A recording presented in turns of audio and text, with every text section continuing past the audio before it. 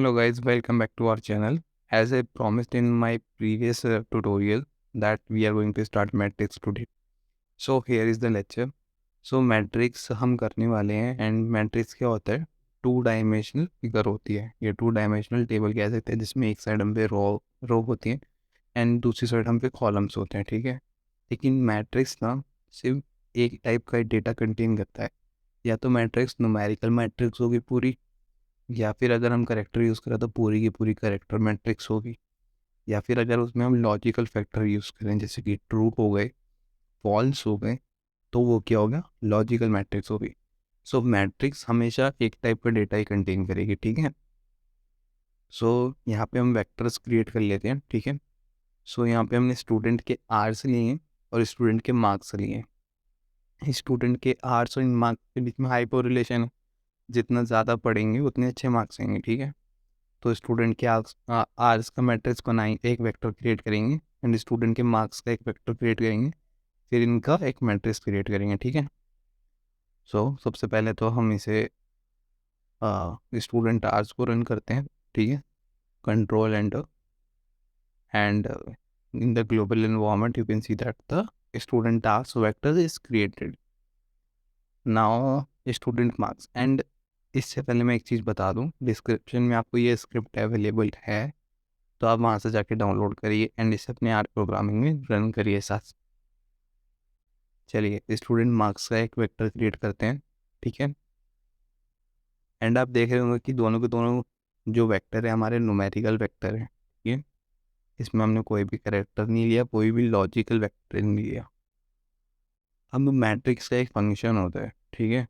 सो matrix के 3 function होते हैं, C bind, R bind and matrix function. तो सबसे पहले मैट्रिक्स फंक्शन यूज़ करके एक मैट्रिक्स क्रिएट करेंगे, ठीक है। तो सबसे पहले देख लेते हैं मैट्रिक्स का फंक्शन होता क्या है। हेल्प लेते हैं यहाँ पे हम मैट्रिक्स, ठीक है। ये आ गया मैट्रिक्स, इसकी हेल्प लेते हैं and in this pane it is taking time.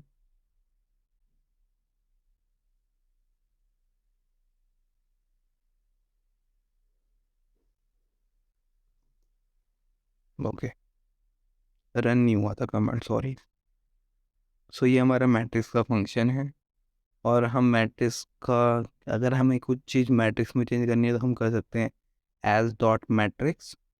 इस डॉट मैट्रिक्स से हम ये चीज़ क्वेश्चन कर सकते हैं, क्या ये मैट्रिक्स मैट्रिक्स फ्रेम है ना, क्या है मैट्रिक्स डेटा स्ट्रक्चर है, और मैट्रिक्स का ये पैरामीटर्स हैं कि मैट्रिक्स है, फिर हम उसमें डेटा डालेंगे कि हमारा डेटा क्या है, फिर हम उसमें नंबर ऑफ रोज डालेंगे, नंबर ऑफ कॉलम्स डालेंगे, बाय रो लिखेंगे कि हमें रो वाइज डेटा चाहिए या फिर हमें कॉलम वाइज डेटा चाहिए, कि सबसे पहले आपकी फर्स्ट कॉलम फिल हो फिर सेकंड कॉलम फिल हो, तो आपको कॉलम वाइज चाहिए या फिर रो वाइज चाहिए, पहले आपकी फर्स्ट रो फिल हो फिर सेकंड रो पे आए, ठीक है। और एक डायमेंशन नेम्स हैं कि आपको आपके डायमेंशंस के नेम क्या रखने हैं। सो ये सारे आर्ग्यूमेंट्स हैं मैट्रिक्स के, यहाँ पे आप जाएंगे तो डिटेल्स आपको मिल जाएंगी, और यहाँ पे इवन आपको एग्जाम्पल भी लगाएंगे, ठीक है। तो ये बहुत ज़्यादा एक एक्सपोजर देते हैं हमें हर फंक्शन के साथ, हेल्प इज़ रियली हेल्पफुल, या। सो हम मैट्रिक्स का फंक्शन का यूज़ करेंगे यहाँ पे। सबसे पहले हम मैट्रिक्स क्रिएट करेंगे इसकी स्टूडेंट आर्स की, ठीक है। सो यहाँ पे मैट्रिक्स क्रिएट करते हैं, तो ये मैट्रिक्स क्रिएट हो गई स्टूडेंट मैट्रिक्स, जिसमें हमने सिर्फ स्टूडेंट आर्स वेक्टर्स को लिया है, ठीक है। तो ये मैट्रिक्स क्रिएट हो गई, ठीक है। अब यहाँ पे आपको दिख रहा होगा कि ये कॉमा 1 है एंड ये 1 कॉमा है, तो इसको हम देखेंगे नेक्स्ट वीडियो में कि how to access a particular value in the matrix, ठीक है। नेक्स्ट, अब हमें मैट्रिक्स में क्या चाहिए, हमें दोनों वेक्टर्स चाहिए, हमारे स्टूडेंट मार्क्स भी चाहिए एंड स्टूडेंट आर्ट्स भी चाहिए, ओके। तो यहाँ पे क्या करते हैं, हम दोनों कॉलम्स को, दोनों वेक्टर्स को ज्वाइन करते हैं यूजिंग सी फंक्शन। तो सी फंक्शन से हम क्या कर रहे हैं, दोनों वेक्टर्स को ज्वाइन कर रहे हैं एंड हम स्टूडेंट डेटा क्रिएट कर रहे हैं, क्योंकि जो पहला मैट्रिक्स का पैरामीटर है, इधर देखो, जो पहला मैट्रिक्स का पैरामीटर है वो क्या है, डेटा।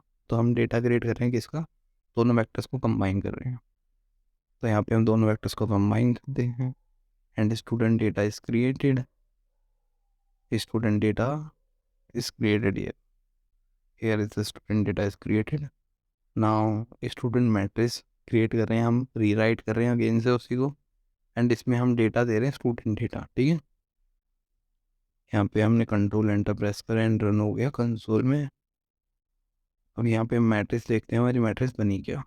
ओहो, लेकिन ये क्या हुआ, यहाँ पे इसने तो स्टूडेंट मार्क्स को एंड आर्स को एक ही कॉलम में लिख दिया, तो हमें पता चल गया कि ये क्या है, कॉलम वाइज हो रखा है ना, रो वाइज नहीं है, बाय कॉलम है।